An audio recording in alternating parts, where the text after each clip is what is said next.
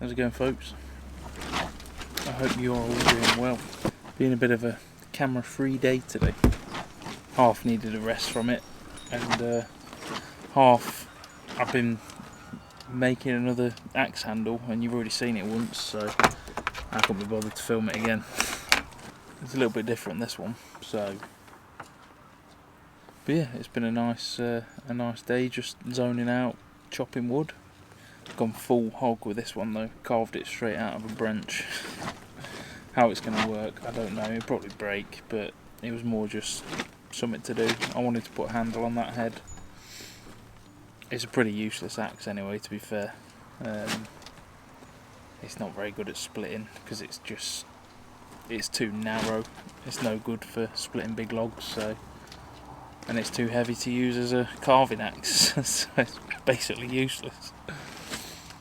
But it's more just practice. It was fun, sort of trying to carve a handle out.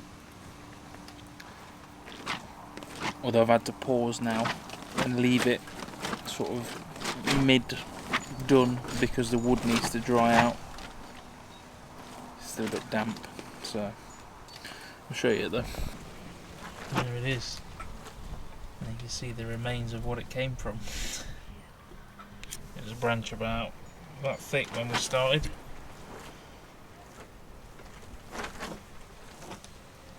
I've put this over the edge because I've been playing with it and I don't trust that it's going to stay on, so I decided to reinforce it. But yeah, there you go.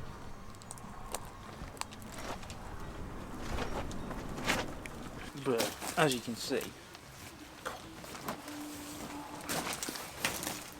it is the most ridiculously sized axe ever. I think this is more good for beheading people rather than splitting wood, but it was fun to play with.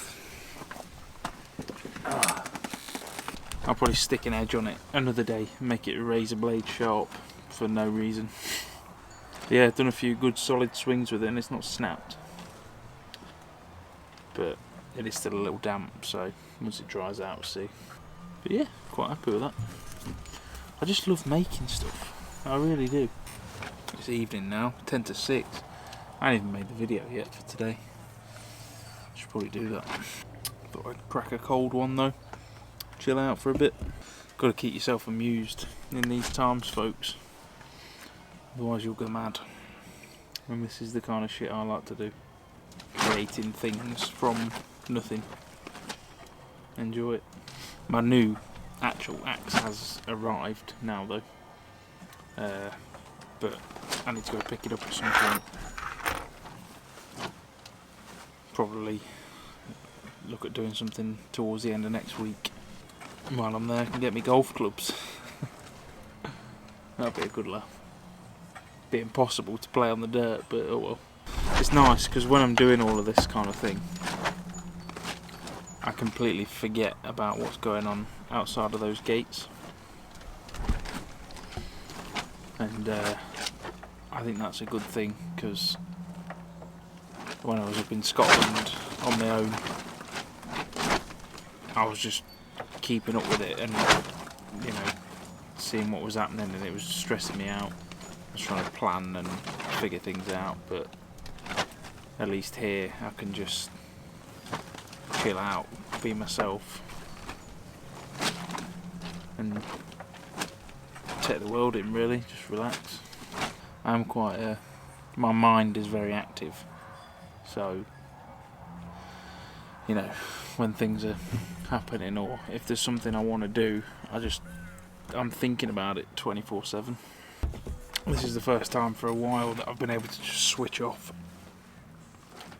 and properly chill out, which is nice. And I hope all of you lot have found somewhere, or, you know, got yourself to a point where you can relax as well. I'll tell you what, I wouldn't be comfortable being on the road at this point, really. You just constantly be pranging that the police are going to come and move you on or something. Oh, I would anyway. I wouldn't be able to chill out properly. I made this whole axe though with the axe that I made the other day. Thanks to everyone that said about soaking the end in water. That's worked really well. Yeah, I've just got the centre wedge and I put another wedge in the back. Soaked it in water for a few hours. And that seems to have done the trick. This thing isn't coming loose. Got a nice edge to it. These tools, these are my granddad's, or probably his.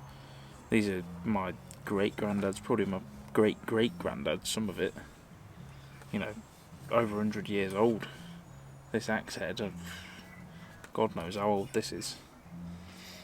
But I managed to bring it back to life. Got a lot of stuff like my chisels. These are all really old. Lovely pieces of kit to work with. Addison's of Sheffield. That's where this is from. If you're interested in that kind of thing. I'm just waffling now, you know. This is the kind of stuff I like to do. This puts my mind at ease, making stuff like this. Oh. Yeah, yeah, it is. Christ. Come on then, give it a swing into the block, if you can get it out.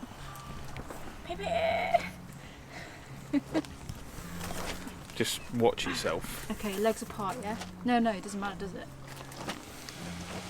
Oh, it's actually not heavy enough. That's proper. To get the Marie approval. Yeah, that's well smooth. That's nice. Yeah, gotta let it dry out now. Right, so I'm gonna try and get yesterday's video knocked together now. Probably be 8 o'clock-ish. And I may, if the stars are out, might look at doing a night thing in a bit. Photography. But we shall see. I need.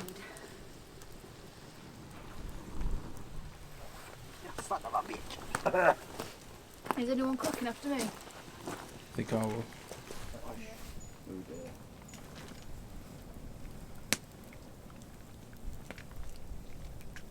The plan is we're going to go out shortly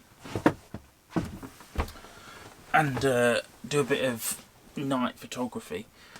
There's not really any subjects here for the foreground, so they're not going to be particularly inspiring photos, but the principle will still be the same, and that can apply wherever. Obviously some people will know about this kind of stuff and some people will have absolutely no idea, so I'm going to try and cater for both ends of the spectrum, if you like. But this first video is going to be more geared towards people that have never done it before. So if you remember a little while back, I did the video with my phone.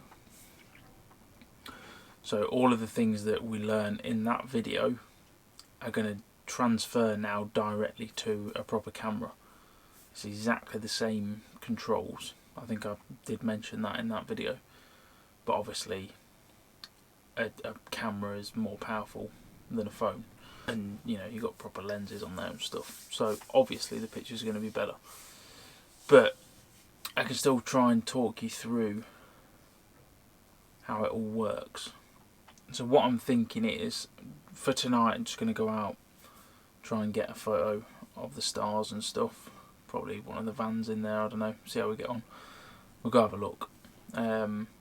But next time we'll probably try and bring out one of the cars or something and do a bit of light painting and actually demonstrate what a long exposure means, so you can see it properly. It's all well and good me sort of saying stuff, but it's only when you actually see it that's when it becomes clear. But yeah, we'll go have a look. I think there's actually a meteor shower tonight, so I might even get a couple of shooting stars going through the photo, which personally I don't really like. Get it quite a lot when I'm doing my night pictures.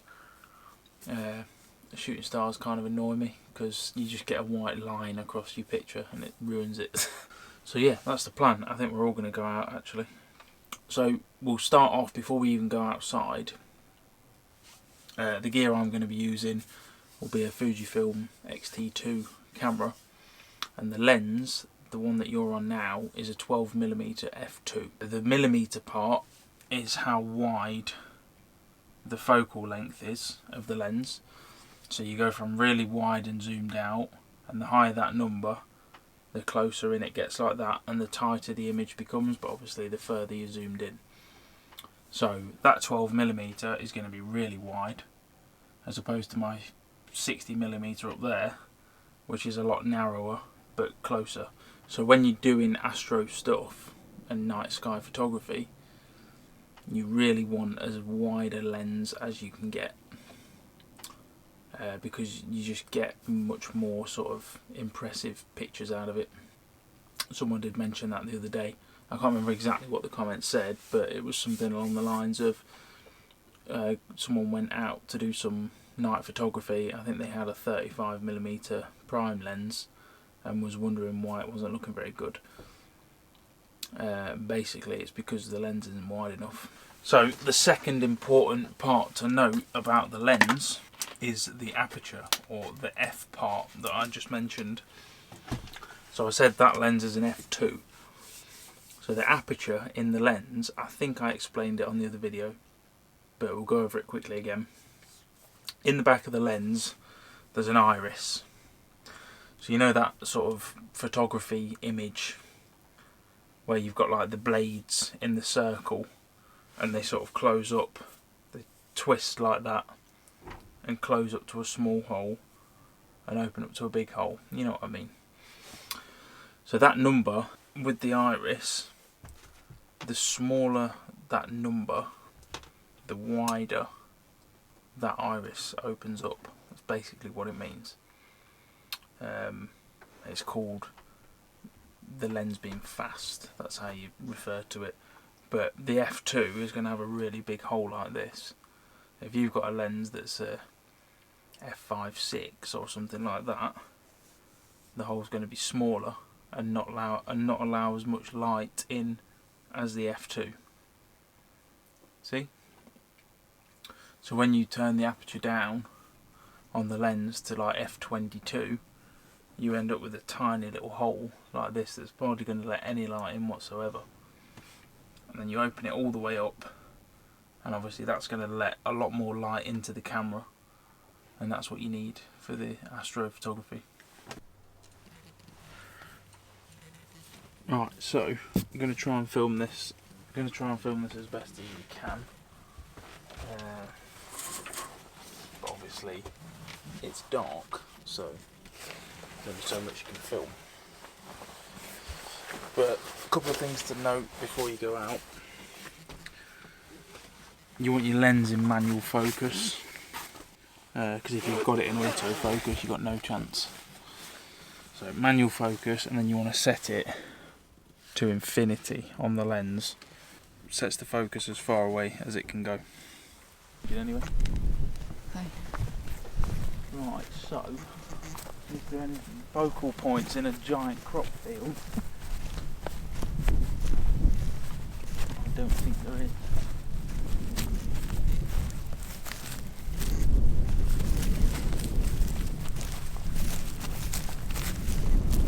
Oh, it's crazy. Yeah. Maybe we could use the racetrack. Starriest over there.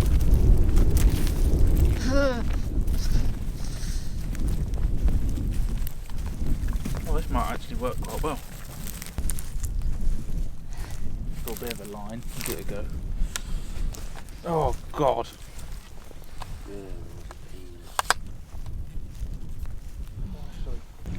Okay, so to do it, obviously we've got our aperture all the way open. Your ISO, which is this one, that's the one that you're going to sort of play with. I'm going to start on 1000 and bring the shutter speed right down. I'm going to start off with 20 seconds and see how we get on from there. I can't believe that gives a preview. It's just, oh, that's not a preview, is it? No, not full preview. It's because my torch is in the way. So, the only leading line I can find in this field is the racetrack that we've cut out.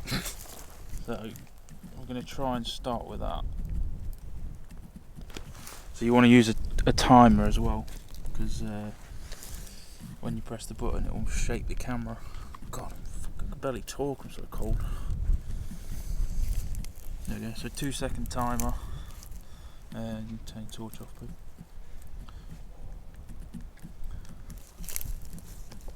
And take that and see what it looks like. Probably going to be overexposed. Want to go the way you did. So that's now taking a picture for 20 seconds.